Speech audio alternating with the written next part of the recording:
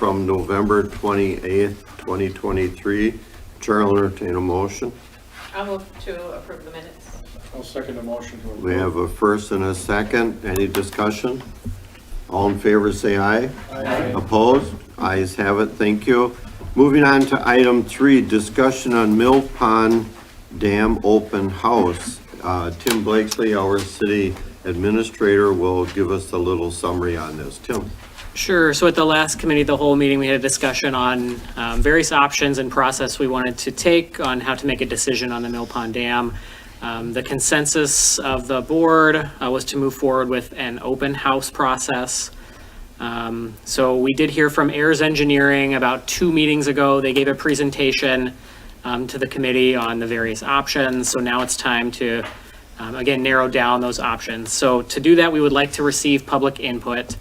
And the Common Council recommended an open house. So what we are proposing is a public open house on January 9th from 5:30 to 6:30 p.m. Location will be here in the council chambers. Ayers Engineering is going to give a 30-minute presentation. Following the presentation, it's sort of a come and go open house. We'll have some presentation boards showing all of the options. And then staff and Ayers Engineering will again be around to just answer questions as needed. We're going to have some kind of comment box there available so people can just write comments. In addition, we are going to put together an online survey. So if someone wants to think about their thoughts and submit it online, or maybe they can't make the open house but still would like to submit feedback, we will have that as well. So following that, we will have a formal public hearing. That would be on January 30th, 2024, here at the council chambers, just as part of the Common Council meeting. So the open house is really a come and go, kind of learn about the project. Public hearing, if anyone has any additional thoughts they'd like to make formally on the record here at council, that would happen at January 30th. Then following the public open house and public hearing, we would have a agenda item for Common Council to make a decision how to move forward on the dam. If the decision is to replace the dam, council will need to decide which of the 3 options is selected. So again, January 9th is that public open house. I know we had some discussion regarding winter weather. If there's a blizzard that day, we'll certainly postpone and try to work around that. But if the weather's looking nice, that's the plan at the time. So if you have any questions, yeah. Are you looking for a decision that night? No, that night is really just to provide feedback, let residents come hear about the project and let us know their thoughts. Okay, The decision will be the 30th. that's all I'm asking. I don't know. Likely the 30th, yep. Okay. Yeah, not the night of the open Right, house. January 30th, we're going to make a decision hopefully. Yep. Right, Got it. yeah. Because that'll be after the public hearing, because we have to publish that. Okay. John, you had a question? I was just wondering if it'd be better to have the open house in the assembly hall, just more room and you could stand up, it's kind of a little cumbersome in here with the benches. Yeah, I think maybe the open come and go portion would be good in the assembly hall. I think if Ayers is going to have a presentation for like a projector, Be I better think here. maybe it would be better to have in here, but I think we could move the boards into that room. I think that would be fine. Okay, Yeah, we'll kind of set things up and facilitate and see what can work best. We'll be a little flexible as demand. Yeah, that's fine. okay. Anybody else have any other questions regarding the meeting for the open house and/or the public hearing? Good, thank you very much. Appreciate it, Tim. No problem.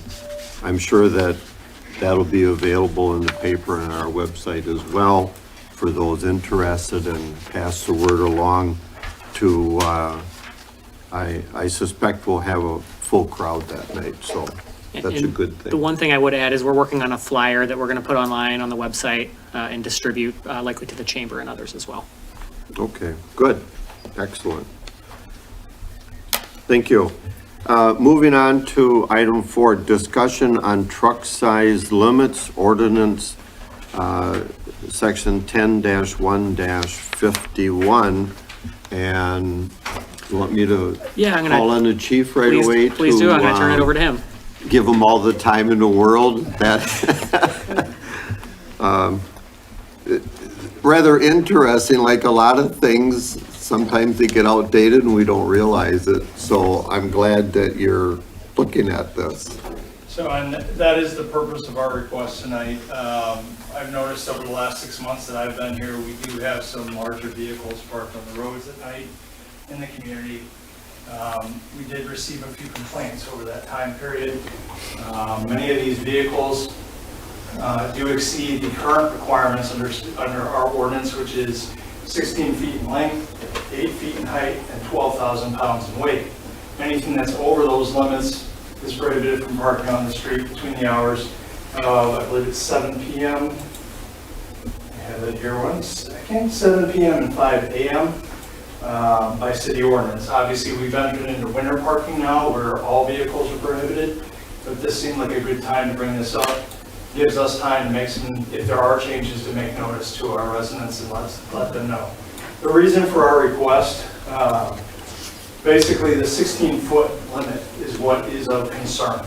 Many passenger-sized vehicles exceed that right now. Even as an example, our own squad cars, the Ford Explorer, are more than 16 feet in length, roughly 16 and a half. So it's not a large amount, but when you start getting into modern pickup trucks with 4 doors, extended beds, now you're talking 21, 22 feet even. And so based on that and the recommendation, several of the vehicles that we looked at, we're asking that the committee make a recommendation that we change this ordinance and extend just the length to 22 and a half feet. Based on what we looked at, that would encompass most of the modern pickup trucks, which are the longest vehicles that most people are driving. Roughly the biggest one that we looked at was an F-250 crew cab with an 8-foot bed at 22.2 feet. And so if we extended the ordinance to 22 and a half feet, we would still allow people to park their regular type commuter or passenger vehicles on the road, but still exclude a majority of the commercial vehicles. As I understand it, that was the purpose of this ordinance originally, was to prohibit commercial vehicles, semi-tractors, large trailers, construction equipment, even large RVs or boats would potentially still be in excess of that. And so we would still prohibit some of those items that cause obstructions or view issues in the middle of the night especially from being parked on our streets. As I said, making the change at this time period would give us until March when the winter parking ends to make reasonable notice to all the residents of the changes. And so that's what we're asking of the community. Any questions of the chief regarding the description that he is proposing? You'll be working with Attorney Feber on that, I'm sure, to draft any changes. Correct, through Tim's office to the attorney, yes. Okay. And the weight limit's going to stay the same? 12,000 pounds is still our recommendation. That's way more than most pickup trucks, even with a fully loaded bed. You're starting to get into commercial weight limits at that point, so yes. And of course, the 8-foot would also remain for like.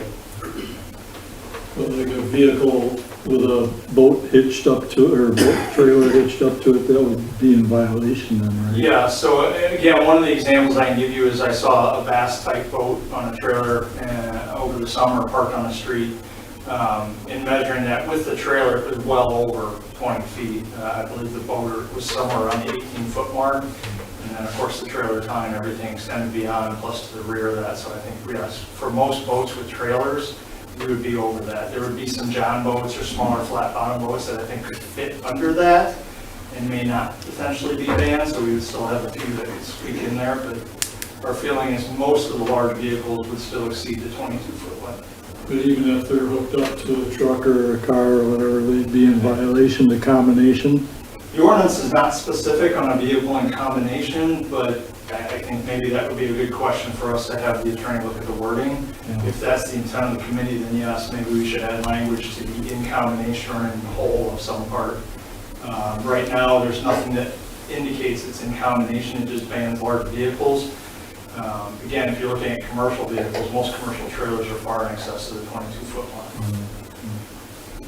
I think you should look into combining them, you know, just so you can tell folks that, yeah, I know your vehicle is 16, but you got this on the back of it yet. So. It is specific in the ordinance that it includes like trailer hitches and things of that nature attached to the vehicle, but it does not say 2 vehicles connected or a trailer and pulling unit, or however you want to look at that. So again, the language would probably be a good time to adjust that as well, if that's the intent here to add it together. Obviously, people could disconnect some of those vehicles and then be under the limit potentially. That seems silly to me. Again, we would have to go by what's in the ordinance, so that if the committee has an opinion on that, that might be part of the recommendation tonight as to which way you should go, if it's a vehicle in combination or an whole with trailers, or if, in fact, they can be separated. Again, a smaller boat trailer would obviously fit under that if you disconnect it from the truck pulling. I can see a lot of people bringing their units home for the, Friday night, getting everything ready to go camping, and now they just gotta disconnect it because. You can always call for it. You would allow permission, wouldn't you? Yes, on a case-by-case basis, obviously looking at, we could make some allowances. I would caution that we not make Habit. making allowances, the habit then becomes what are we tolerant, what are we not tolerant of? If we can specify that, putting it into the ordinance may simply make it easier on us to fall back on something written and what the intent of the council is. Again, it was my understanding this was intended largely for commercial vehicles and a previous problem here in the city, and that's what we're looking for. The RVs and the boats and things like that have kind of come along, obviously, and in some cases are an obstruction, in other cases may not be, depending on where they're parked. But that clarification may be something you can give to us as to what your intent is for us to enforce. When we brought this up to you earlier, most of it was for corners and sight of sea, wasn't really meant for, average guy with his truck and trailer,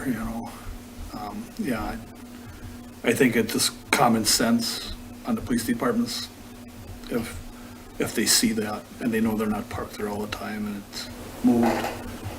I could see certain warning where they're left alone, but not on, the corners as much with the industry trailers or industry trucks, the big one, because that was the big thing down the road for me. Correct. And again, the height is still an issue there, so if we're looking at something that sticks up and blocks views across intersections or in areas where it's obviously difficult to navigate, that should be a consideration always.